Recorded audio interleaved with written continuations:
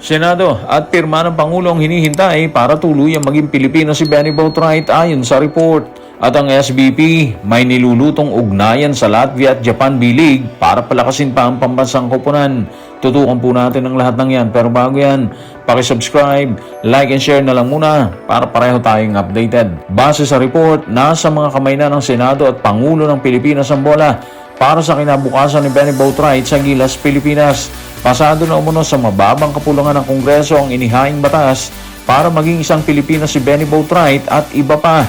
Narito ang report. Tutukan natin ang report ng One Sports sa onesports.ph. Nakuha ng SBP ang pag-aproba ng Kamara para sa naturalization ng 3 manlalaro upang palakasin pa ang pool ng national team para sa parehong 5-on-5 at 3-on-3. Isang mahalagang estratehikong layunin upang mapataas ang kakayahang makipagsabayan sa international at maiangat ang lokal na basketball. Ang panukala ay naghihintay na lamang ng pag-aproba ng Senado at ng pirma ng Pangulo upang tuluyang maging batas. So siguro ito na yung pinaka-latest na balita sa kaso ng naturalization ni Benny Boatwright mga playoffs. Hinihintay na lang ang approval ng Senado at pirma ng Pangulo. Ibig sabihin isang hakbang na lang to para maging isang tunay na Pilipino si Benny Boatwright sa pamamagitan ng isang batas kahit hindi sa totoong dugo, di ba? Si Benny Boatwright at dalawang iba pa na sumalang sa hearing ng Kongreso. Welcome development po ito mga playoffs, although andyan pa naman si Justin Brownlee na handang samahan ang Gilas Pilipinas sa anumang bakbakan sa international na competition, siguro mas maganda maaprubahan na rin talaga etong si Benny Boatwright. Kalaunan kasi magre-retiro din si Justin kaya mahalaga na ready ang SBP sa pagsalang ng susunod nilang naturalized player para sa pambansang koponan, di ba? May mga issue na hindi raw ganun ka-sharp or iba ang kalidad ni Boatwright kay Justin Brownlee. Kaya yung ibang kababayan natin medyo malamig sa issue ng naturalization ni Benny Boatwright. May nagsasabi rin na bumaba na umano yung laro ni Benny matapos ang kanyang injury. Pero siguro bigyan natin ng chance ang SBP at si Benny Boatwright na ipakita ang kaya niyang gawin sa pambansang koponan bago siya husgahan, di ba? Siguro mas mabuti yung ganun. Lahat naman kasi ng player may kanya-kanya silang estilo yan So tingnan natin kung ano talaga ang ipapakita ni Boatwright sa oras na ipasok siya ni Coach Tim sa programa nila sa Gilas Pilipinas. Ganon din sa iba pang competition sa labas ng FIBA. Kasama ng balitang hinihintay ang desisyon ng Senado at pirma ng Pangulo sa kaso ni Benny Boatwright, pinalutang din ng One Sports ang balitang may nakabinben na panukala ang SBP sa koponan ng Latvia para sa pakikipagtulungan na mapaunlad pa ang basketball sa bansa. Narito ang report.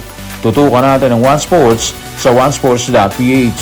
Palaging naghahanap ang SBP ng paraan para mag-improve. Ibig sabihin nito, patuloy nilang minamatyagan kung ano ang ginagawa ng ibang bansa sa pag-asang magamit ang pinakamahuhusay na sistema at gawing matagumpay ang mga lokal na programa.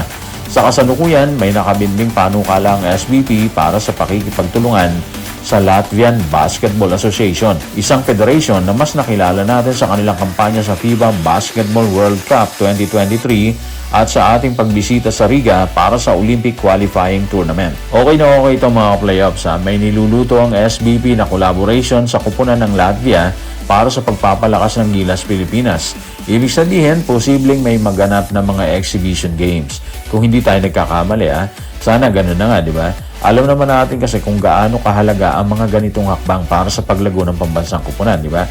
Kaya para sa akin, magandang hakbang to ng SBP. Ibang-iba kasi estilo ng European countries sa larong basketball. Mabibili sila, athletic at may tira talaga sa labas kahit malalaking players, kasadong-kasado sa labas kapag bumanat sila ng tres, di ba? Yung pasa ng bola sobrang bilis din kaya ang resulta nabubuksan ng malagkit na depensa ng kalaban na nagdudulot ng sakit ng ulo sa mga kalaban nila dyan. Bukod sa Latvia mga ka-playoffs, binanggit din sa report ng One Sports na nakatakda ring bumiyahe si SBP President Ricky Vargas at Executive Director Eric Adi sa Japan para sa pagpapaunlad ng basketball sa bansa. So dalawa ang target ng SBP, ang Latvia at ang Japan para mapalakas ang basketball sa ating bansa. Dagdag kaalaman, di ba? Parang ganun. So sana maayos talaga nila mga ganitong hakbang para tuluyang mapalakas ang nangungunang sports dito sa atin sa Pilipinas.